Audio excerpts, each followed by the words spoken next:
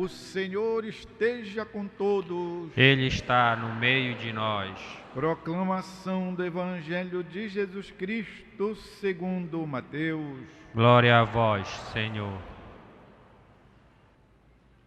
Naquele tempo, Jesus chamou os 12 discípulos e deu-lhes poder para expulsarem os espíritos maus e para curarem todo tipo de doença e enfermidade. Estes são os nomes dos 12 apóstolos. Primeiro, Simão, chamado Pedro, e André, seu irmão, Tiago, filho de Zebedeu, e seu irmão João, Filipe e Bartolomeu, Tomé e Mateus, o cobrador de impostos, Tiago, filho de Alfeu e Tadeu, Simão o Zelota, e Judas Iscariotes, que foi o traidor de Jesus.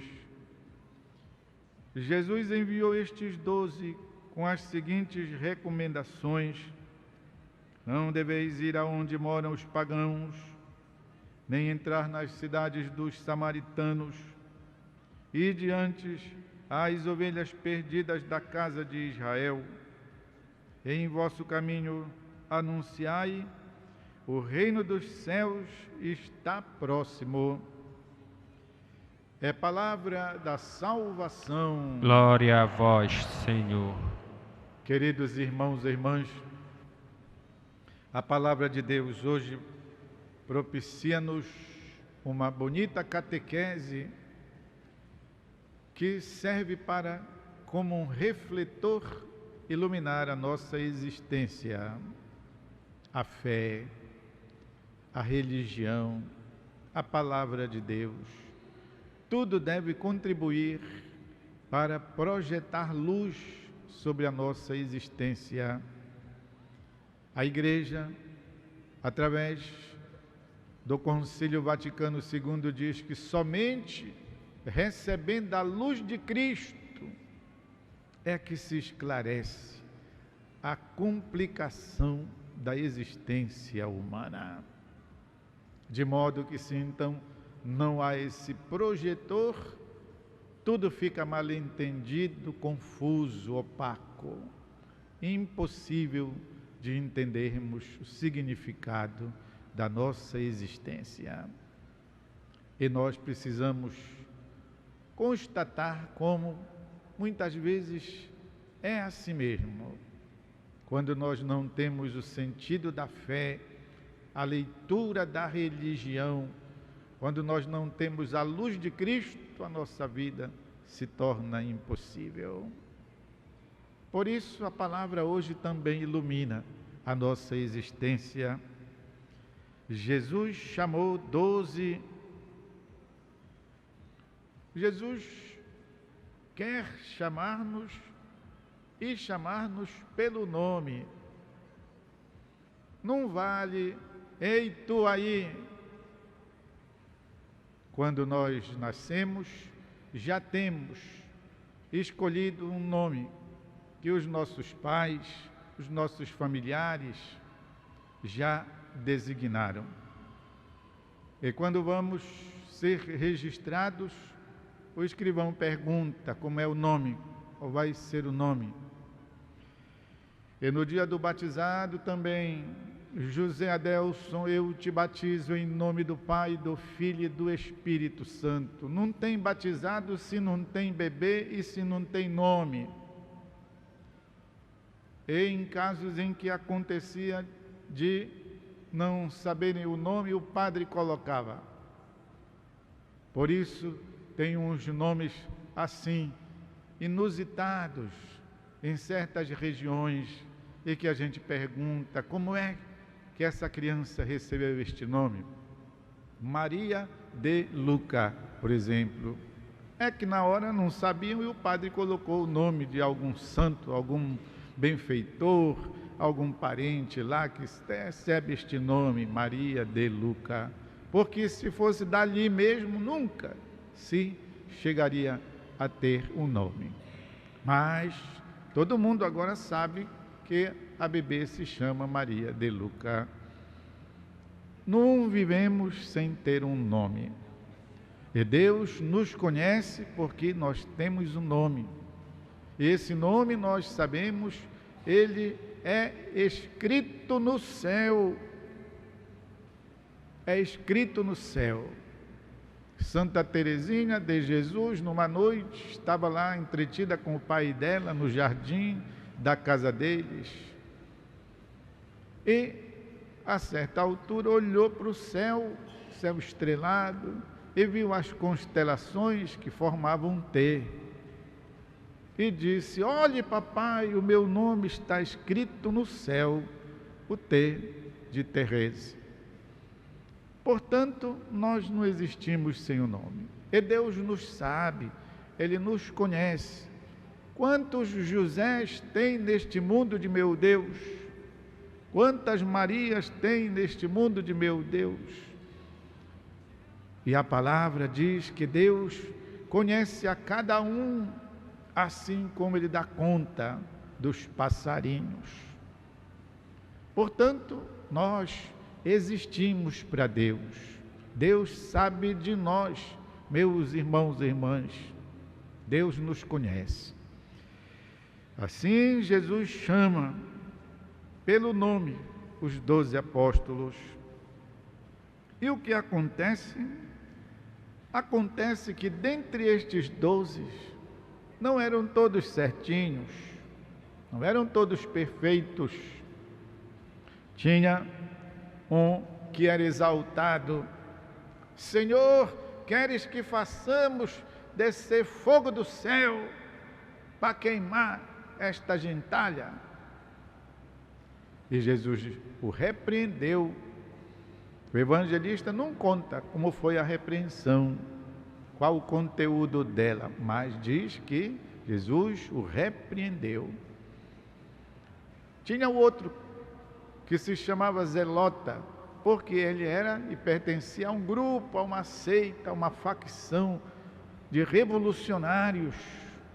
Queria, portanto, que o Império Romano fosse expulso das terras, de modo que ele era meio simpático assim, onde tivesse um grupo de revolucionários, lá ele estava também, Simão Zelota. Por que exatamente Zelota? Porque vinha de zelador, aqueles que queriam mesmo passar Israel a limpo, como hoje nós dizemos a respeito do Brasil. Tem outros, tem Tomé, para quem não é fácil crer. Se eu não ver com estes olhos aqui, se eu não enfiar os meus dedos, não acreditarei. Tomé está aqui para significar que desde o começo não é fácil crer.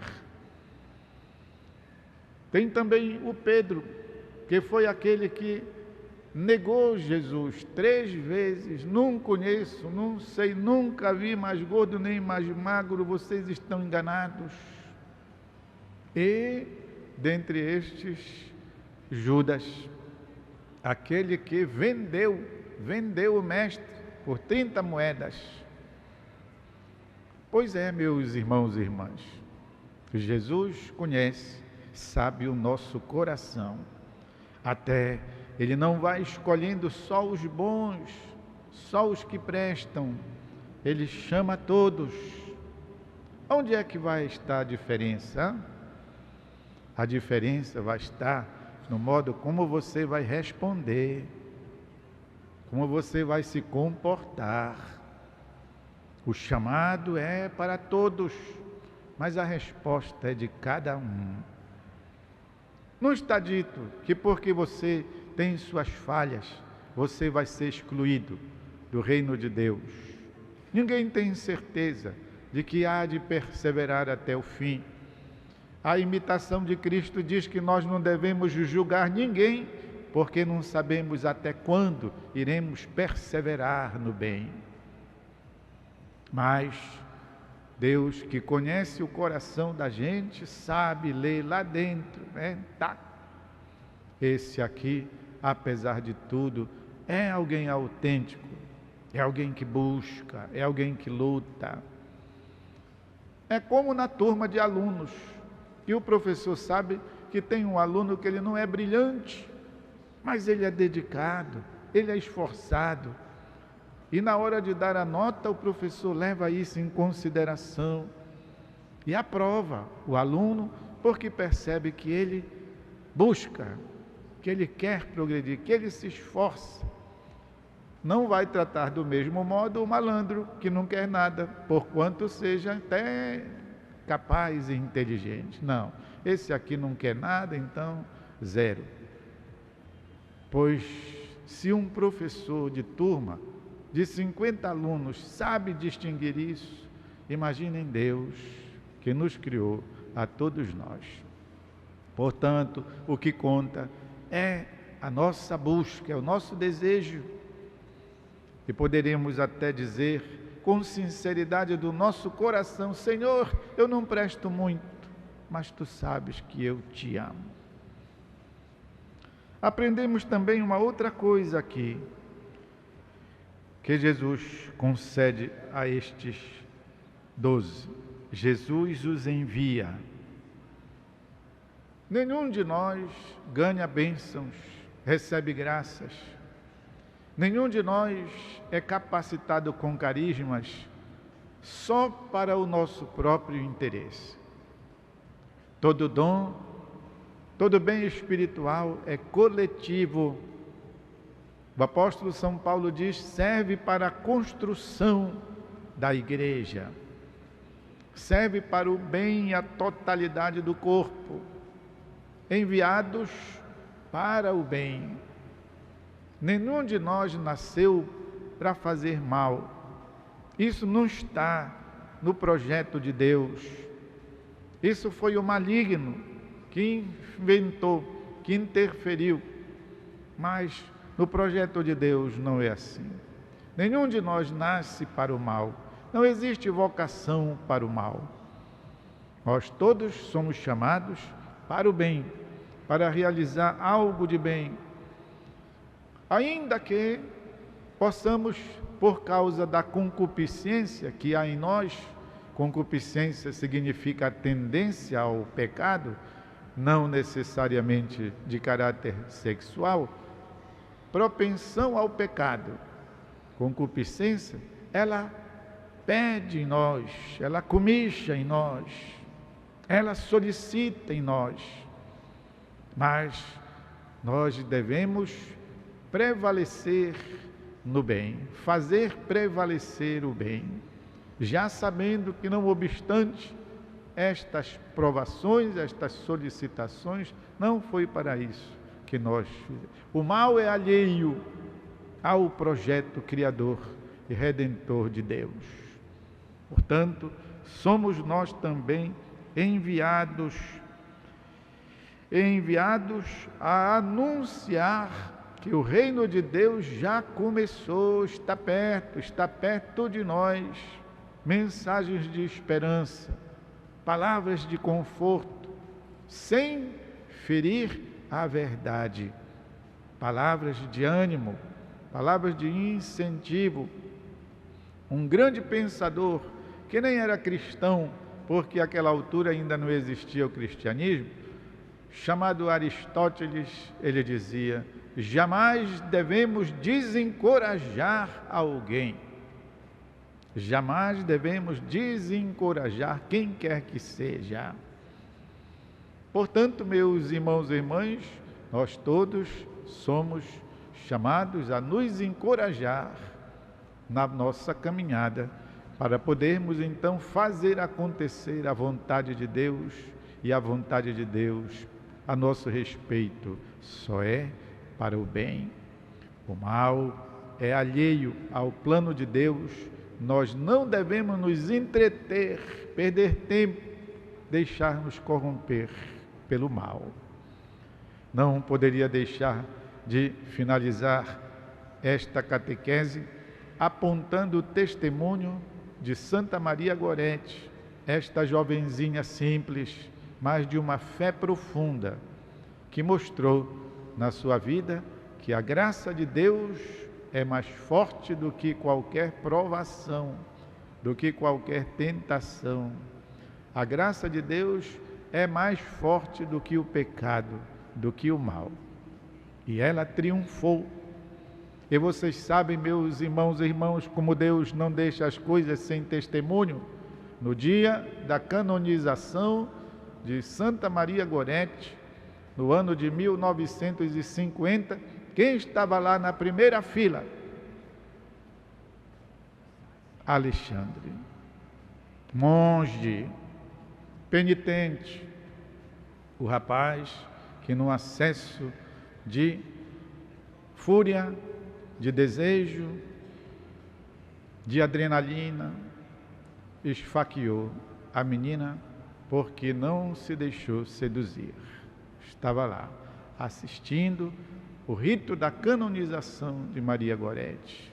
Alexandre, já depois de 50 anos passados, estava lá para testemunhar que a graça de Deus triunfou sobre o seu crime.